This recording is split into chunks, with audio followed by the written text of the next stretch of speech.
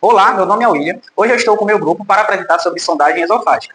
A sondagem esofágica em gatos é uma ferramenta extremamente importante na medicina veterinária, principalmente em pacientes que perderam o apetite ou não conseguem se alimentar sozinho. O gato possui um metabolismo muito sensível ao jejum prolongado, e em poucos dias sem alimentação já pode levar a complicações graves, como lipidose hepática.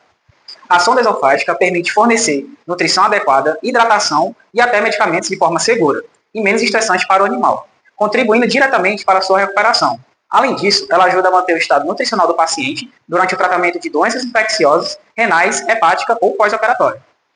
A sonda esofágica é indicada para a nutrição geral prolongada, a administração de fármacos e para a descompressão gástrica.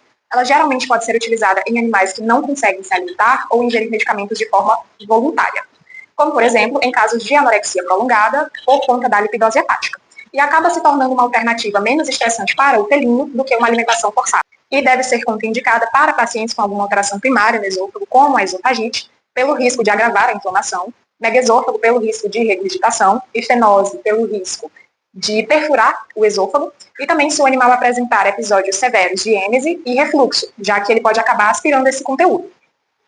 Dando início à discussão do nosso caso, nós recebemos na nossa clínica Auravet uma gata fêmea de 6 anos chamada Laura, apresentando sinais de anorexia, desidratação e dor abdominal. O exame ultrassonográfico confirmou lipidose hepática. Como responsável pela abordagem pré-operatória do paciente, o meu foco é demonstrar que a estabilização e a triagem laboratorial rigorosa são condições obrigatórias e vitais antes de submeter o animal a qualquer procedimento anestésico para a colocação de sondas alimentares.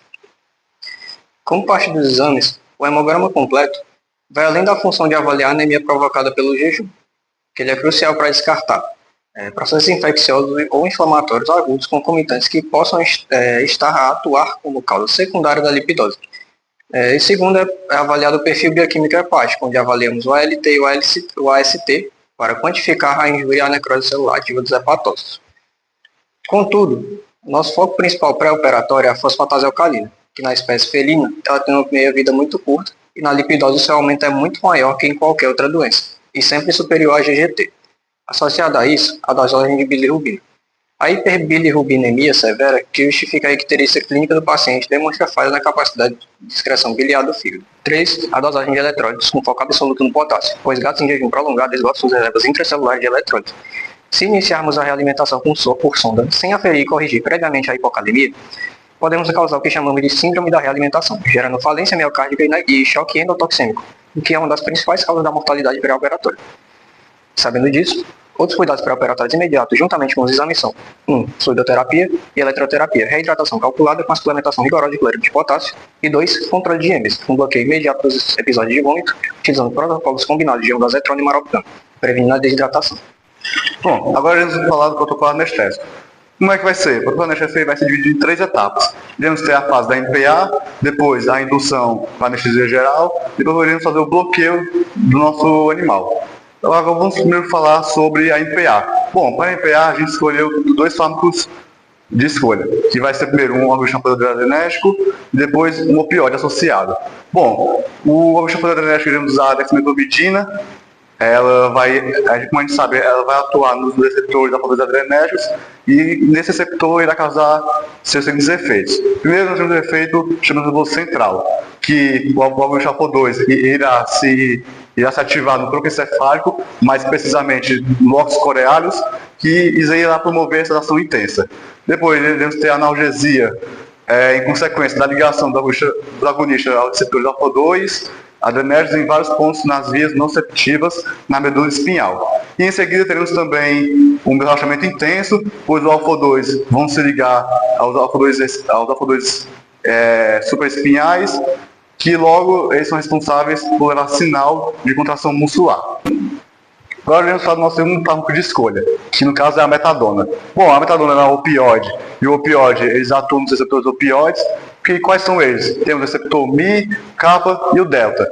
E por que é importante a gente saber desses receptores? Que a metadona ela é uma agonista total, então ela vai ter afinidade por todos os receptores, mas atividade intrínseca em somente um, que vai ser no caso o Mi. O que é atividade intrínseca? A atividade intrínseca é a capacidade de um fármaco se ligar ao receptor e promover o efeito máximo do mesmo. Então a metadona irá promover o efeito máximo do receptor Mi.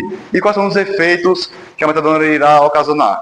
Bom, iremos ter o primeiro efeito, que vai ser analgesia, né? Que é o mais esperado e é decorrente da diminuição da liberação de neurotransmissores excitatórios, no caso a serotonina e a norepinefrina, e pela hiperpolarização de nossos receptores, que geralmente estão localizados na fibra C. E outro efeito também buscado por nós, que é bastante interessante, é a sedação. Ainda mais que a metadona pode produzir sedação mais profunda quando associados a fármacos sedativos, como no caso que a gente irá associar a um esteroide adrenérgico que é sedativo, então ela vai potencializar essa sedação. Agora finalizamos a MPA e vamos agora para a segunda fase, que iremos usar um anestesia intravenoso para a indução. Iremos usar o Propofol. O Propofol é um não barbitúrico distinto de todos os outros fármacos intravenosos que será usado para a indução da anestesia. Bom, o mecanismo de ação do Propofol é exercer seus efeitos anestésicos por meio de sua interação com receptores GABA-A e a inibição de receptor NMDA, assim contribuindo para os seus efeitos sobre o sistema nervoso central. No bloqueio, iremos usar anestesia local, sendo ele a lidocaína. Bom, a lidocaína ela vai ter essa atuação bloqueando reversivelmente a geração e a propagação dos impulsos elétricos nos nervos, assim causando bloqueio sensorial e motor, por meio do bloqueio das correntes de entrada de sódio, através dos canais de sódio controlados por voltagem, e assim impedindo a despolarização da membrana e a excitação e condução nervosa. Bom, enquanto espera o nosso cirurgião fazer a paramentação dele, iremos realizar a epicotomia. É bem simples, iremos pegar a máquina ditosa e fazer a retirada do pelo na área e não fazer a incisão. A técnica de colocação da sonda esofágica inicia-se com a preparação asséptica da região cervical média esquerda, desde o ângulo da mandíbula até a entrada torácica, mantendo o paciente em decúbito lateral direito e com a cavidade oral aberta.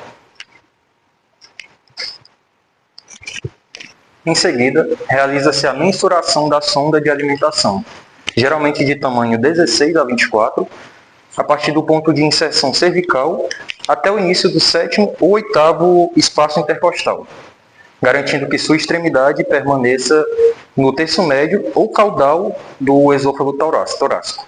Após isso, a sonda é marcada para controle da inserção, podendo ainda ter suas aberturas laterais ampliadas para facilitar o fluxo da dieta líquida. Posteriormente, introduz-se a pinça hemostática curva longa, como Kelly ou Criley, pela cavidade oral até o terço médio do esôfago cervical, palpando sua extremidade sob a pele cervical.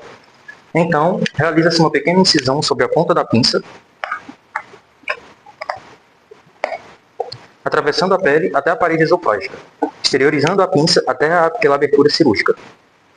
Após isso, a extremidade da sonda é apreendida pela pinça e tracionada através da incisão, até a cavidade oral.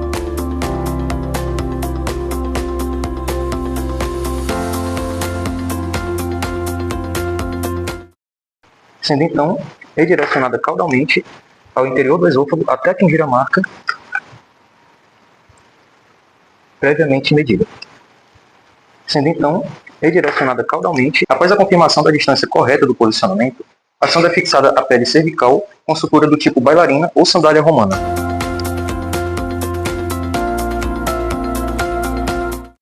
Utilizando o fio monofilamentar não absorvível e sendo posteriormente estabilizada ao redor do pescoço com uma atadura ou um vetrato, e finalizando o procedimento com uma oclusão da extremidade externa com uma tampa apropriada.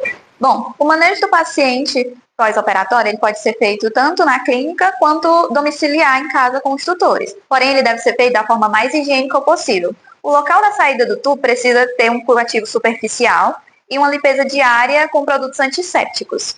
A quantidade de alimentação administrada varia de acordo com o peso, a necessidade energética e o volume gasto de cada animal, né? A sonda ela pode ser usada tanto para alimentação quanto para administração de medicamentos, mas no caso do nosso gato, ela vai ser utilizada mais especificamente para alimentação. Após a alimentação, também é necessário fazer uma limpeza no interior da sonda com água filtrada, para não ficar nenhum resto de comida, para que não apodreça dentro da sonda. As complicações associadas à técnica incluem a remoção precoce pelo paciente ou vômito e mastigação da extremidade do tubo. Pode ocorrer esofagite de refluxo em consequência da colocação inadequada da sonda, ou a própria sonda pode irritar o tecido esofágico. Outras complicações, como esofagite, estenose esofágica, divertícula esofágica, celulite cervical, subcutânea, são raros. Agora a gente vai fazer uma breve demonstração prática de como funciona a alimentação. Normalmente a alimentação ela tem que ser pastosa.